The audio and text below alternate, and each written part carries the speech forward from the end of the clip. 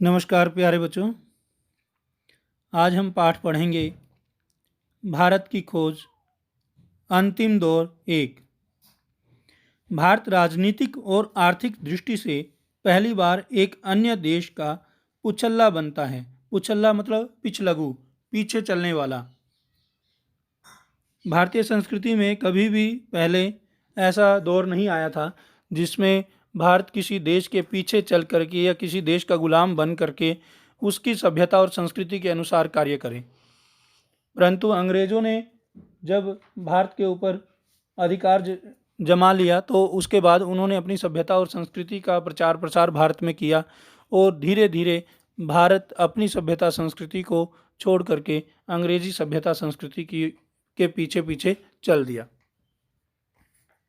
चलिए आज देखते हैं इस पाठ में कि किस प्रकार भारतीय संस्कृति के ऊपर पाश्चात्य संस्कृति का प्रभाव पड़ा।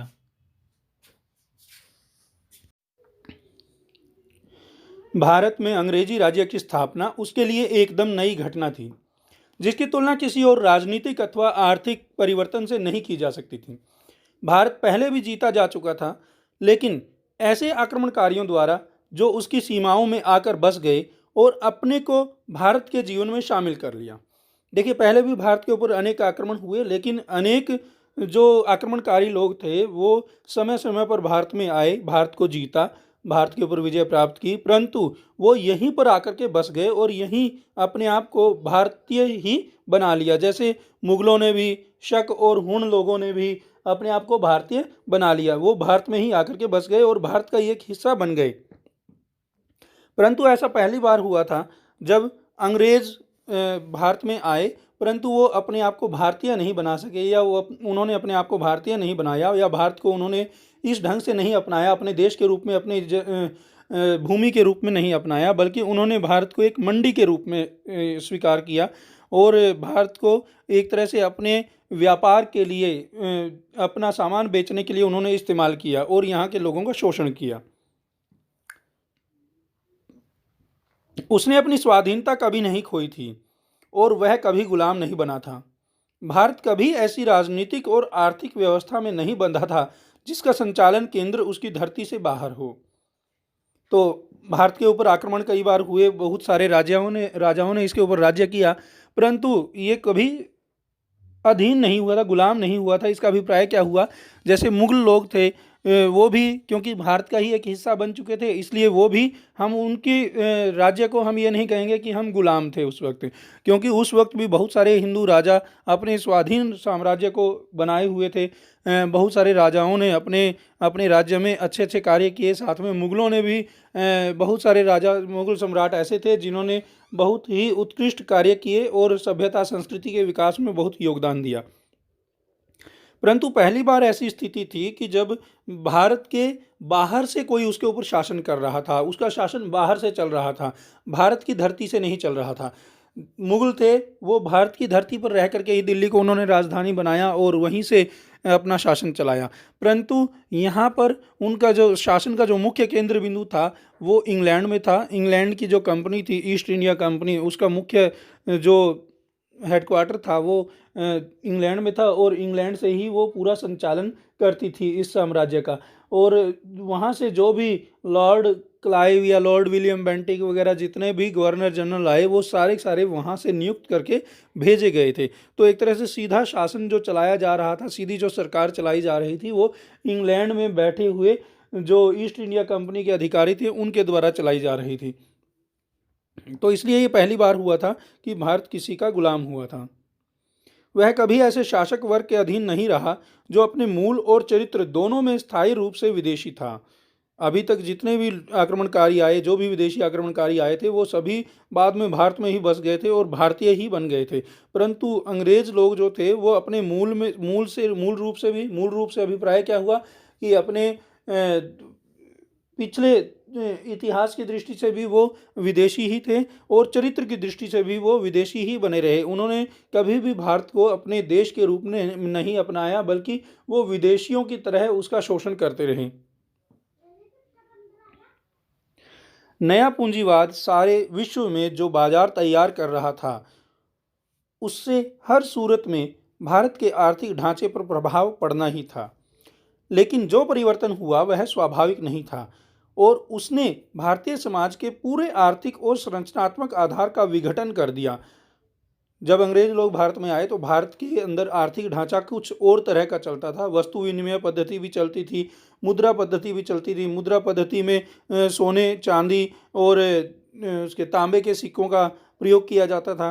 परंतु जो अंग्रेज लोग आए उन्होंने उस पूरे ढांचे को ही बदल दिया। उन्होंने अपने हिसाब से पूरी व्यवस्था को स्थापित किया। जब वो यहाँ के राजा बन गए या यहाँ जब उन्होंने अपना कब्जा स्थापित कर लिया तो उसके बाद उन्होंने पूरी व्यवस्था को ही अपने हिसाब से व्यवस्थित किया। जैसे पहले शेर या मण के हिसाब से जो वजन तोला जाता था अब वो किलोग्राम के हिसाब से तोला जाने लगा और जो पहले लंबाई चौड़ाई गज के हिसाब से नापी जाती थी अब वो मीटर के हिसाब से नापी जाने लगी। तो इस तरह उन्होंने अपने हिसाब से सारी संरचना को बदल दिया और भारतीय संरचना को, भारतीय ढांचे को बिल्कुल तहस नहस कर दिया। यह ऐसी व्यवस्था थी जिसका संचालन बाहर से होता था, जो उस पर लाद दी गई थी। भारत ब्रिटिश ढांचे का औपनिवेशिक और खेतीहर पुच्छल्ला बनकर रह गया था। औपनिवेशिक का अभिप्राय होता है उपनिवेश के तौर पे इस्तेमाल करना। उपनिवेश के तौर पे इस्तेमाल करने का मतलब ये हुआ कि एक मंडी के रूप में इस्तेमाल करना। और जब कोई पूंजीवादी देश या पूंजीवादी साम्राज्य किसी दूसरे राज्य के ऊपर या किसी दूसरे देश के ऊपर कब्जा कर लेता था और उसको एक मंडी के तौर पे इस्तेमाल करता था, वहाँ पर अपने सारे व्यापार के जितनी भी वस्तुएं हैं उनको बेचता था, अच्छे हित में बेचता था, तो उसको उपनिवेश बोला जाता था। और जो देश उसकी मंडी होता था उसको उपनिवेशिक देश कहा जाता था। तो एक तरह से भारत जो है औपनिवेशिक रूप से उनका गुलाम बन गया था और खेतीहर पुच्छल्ला बन गया था। मतलब खेती बाड़ी तो यहाँ होती थी लेकिन अपनी मर्जी से लोग खेती बाड़ी नहीं कर पाते थे। खेती के आधार पर ही हमारी पूरी अर्थव्यवस्था टिकी हुई थी। तो इसलिए ये जो देश, हमारा जो देश था वो एक तरह से अंग्रेज़ों के अधीन हो गया था और उनकी अर्थव्यवस्था के पीछे पीछे चलने वाला हो गया था। क्योंकि अंग्रेज़ों के लिए मुख्य रूप से अपनी अर्थव्यवस्था थी, वो पहले अपना फ़ायदा देखते थे, भारत का फ़ायदा वो बिल्कुल भी नहीं देखते थे। और जो भी वो कहते थे भारतीय लोगों को वही काम करना पड़ता था। अंग्रेज़ों ने अपने अंग्रेजी नमूने का अनुसरण करते हुए बड़े जमींदार पैदा किए।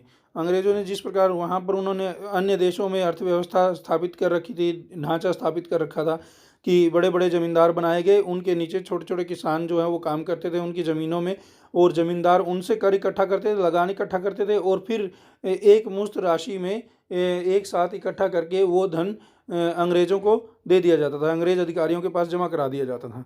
उनका लक्ष्य था लगान की शक्ल में अधिक से अधिक रुपया जल्दी से जल्दी इकट्ठा किया जाए। इसलिए एक ऐसे वर्ग को पैदा करना जरूरी समझा गया जिसके स्वार्थ अंग्रेज़ों के स्वार्थ से अभिन्न हों। अभिन्न मतलब अलग न हों, बिल्कुल एक जैसे हों। तो देखिए उस वक्त ज़मींदार लोग जो थे वो किसानों से कर इकट्ठा करते थे। तो एक ज़मींदार, जैसे एक गांव का एक ज़मींदार होता था, वो इकट्ठा पूरे गांव का कर इकट्ठा करके और अंग्रेज़ों के पास पहुंचा देता था। तो अंग्रेज़ों के लिए आसानी हो जाती थी। नहीं तो एक एक गांव में जाकर के एक एक किसान से कर इकट्ठा करना उनके लिए मुसीबत होती, उनको बड़ा दुविधा होती या बड़ा समय लगता उसमें। परंतु अब जल्दी से जल्दी पैसा भी आ जाता था उनके पास और उनको ज़्यादा दिक्कत भी नहीं आती थी। और साथ में जो कर नहीं देता था उनके साथ अंग्रेज़ों को कोई किसी प्रकार के अत्याचार करने की या किसी के प्रकार का उनके ऊपर दबाव डालने की कोई आवश्यकता नहीं होती थी, क्योंकि ये सारा काम अब जमींदार करता था। जमींदार जो कर नहीं देता था किसान उसके ऊपर अत्याचार भी करता था, उसको डांटता भी था, उसको दंड भी देता था और उससे ज़बरदस्ती उसकी फसल कटवा लेता था। किसी भी तरह से वो अपने लगान को वसूल कर लेता था। तो इस तरह डायरेक्टली या प्रत्यक्ष रूप से अंग्रेज जो है वो किसानों के ऊपर अत्याचार नहीं कर रहे थे। इसलिए किसानों को अंग्रेज़ों के होने या ना होने से कोई ज़्यादा फर्क नहीं पड़ रहा था। उनके लिए उनका सबसे बड़ा शत्रु जमींदार था। और क्योंकि जमींदार लोग जो थे वो भारतीय संस्कृति से बड़े प्रभावित अंग्रेज संस्कृति से बहुत ज़्यादा प्रभावित थे, इसलिए वो अंग्रेज़ों की तरह रहना सहना, अंग्रेज़ों की तरह कपड़े पहनना, अंग्रेज़ों की तरह शिक्षा प्राप्त करना ये चाहते थे। और वो भी अंग्रेज़ों की तरह बिना मेहनत किए मौज मस्ती करना, आराम पसंद बन जाना चाहते थे। इसीलिए उनके और अंग्रेज़ों के जो स्वार्थ थे वो लगभग मिलते जुलते थे। दोनों के स्वार्थ यही था कि वो बिना 1 रुपया खर्च किए या बिना कुछ मेहनत किए आराम से ज़िंदगी बसर करें। ब्रिटिश शासन ने इस तरह अपनी स्थिति को सुदृढ़ किया। इस व्यवस्था के में जमींदार थे, राजा थे और सरकार के विभिन्न महकमों में पटवारी, गांव के मुखिया से लेकर ऊपर तक कर्मचारियों की बहुत बड़ी संख्या थी। सरकार के 2 खास महकमे थे, मालगुजारी और पुलिस। तो मालगुजारी क्या होता है? मालगुजारी होता है जब कोई सामान, व्यापारी लोग अपना सामान एक स्थान से दूसरे स्थान पर ले जाते थे, तो रास्ते में उनको उस सामान को गुजारने के लिए उस स्थान से उस सामान को आगे ले जाने के लिए कर देना पड़ता था। इसको मालगुजारी कहते थे।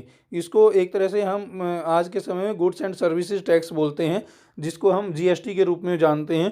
तो वो उस वक्त वहाँ पर एक तरह से मालगुजारी व्यवस्था के जरिए कर इकट्ठा किया जाता था।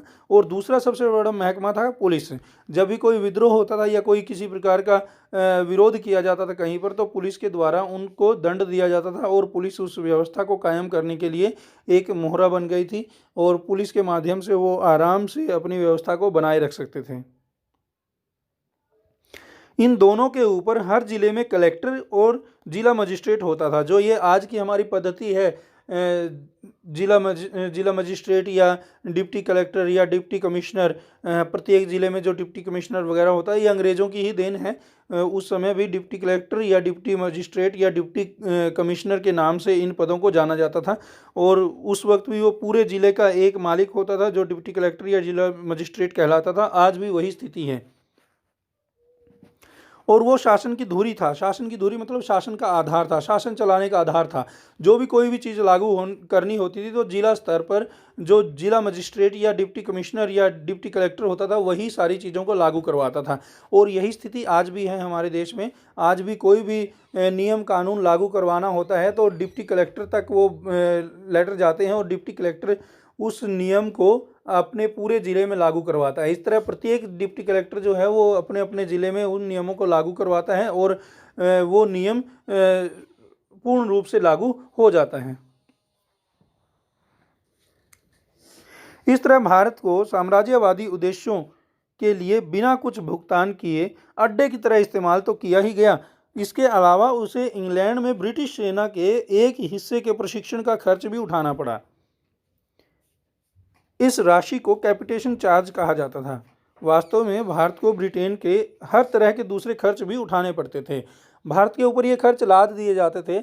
जैसे अंग्रेज़ सरकार कहती थी कि हमें भारत के अंदर एक अर्थव्यवस्था को सुनिश्चित करने के लिए, अर्थव्यवस्था को सही ढंग से चलाने के लिए या व्यवस्था को, कानून व्यवस्था को बनाए रखने के लिए अपनी सेना की एक टुकड़ी को प्रशिक्षण देना है।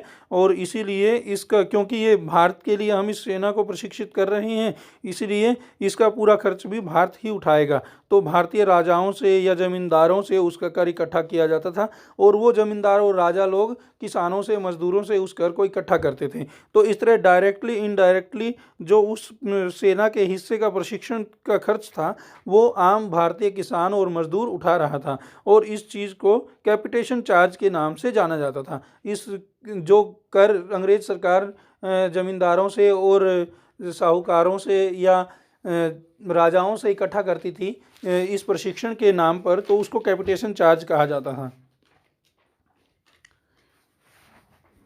19वीं शताब्दी के दौरान भारत में ब्रिटिश राज के इतिहास से किसी भी भारतीय को निश्चित रूप से मायूसी होगी और क्रोध आएगा। फिर भी इससे अनेक क्षेत्रों में अंग्रेज़ों की श्रेष्ठता का, यहाँ तक कि हमारी फूट और कमजोरियों से लाभ उठाने की क्षमता का पता चलता है। 19वीं शताब्दी के दौर को अगर हम पढ़ेंगे, इतिहास को अगर हम समझेंगे, तो हमें बड़ा गुस्सा आएगा और मायूसी भी होगी, क्योंकि भारतीय लोगों के ऊपर अत्याचार ही अत्याचार हुए हैं और भारतीय अर्थव्यवस्था को, ढांचे को किस प्रकार नष्ट कर दिया गया, वो सब कुछ हमें समझ में आएगा।